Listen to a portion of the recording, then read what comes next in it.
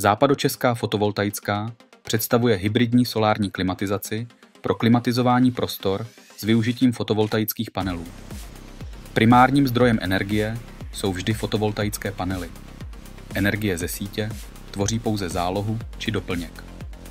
Klimatizace má při dostatečném výkonu fotovoltaických panelů nulovou spotřebu ze sítě.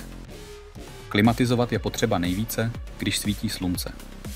Energie vyrobená fotovoltaickými panely dokáže plně pokrýt spotřebu klimatizace a spotřeba ze sítě je při slunečných dnech nulová nebo minimální, například pro zajištění rozběhových proudů motorů.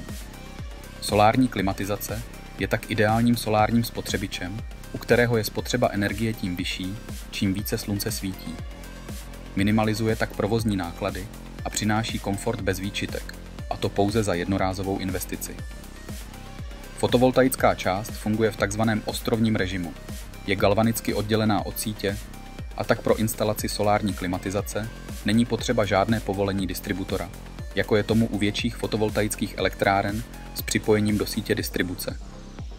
Solární klimatizace inteligentně kombinuje napájení fotovoltaickými články s napájením ze sítě a preferuje přitom napájení solární pro dosažení maximální úspory energie. Klimatizaci lze ovládat dálkovým ovladačem a při připojení k síti Wi-Fi i mobilní aplikací. Pokud vás zajímá, jak solární klimatizace funguje, neváhejte se obrátit na naše specialisty a navštivte naše webové stránky.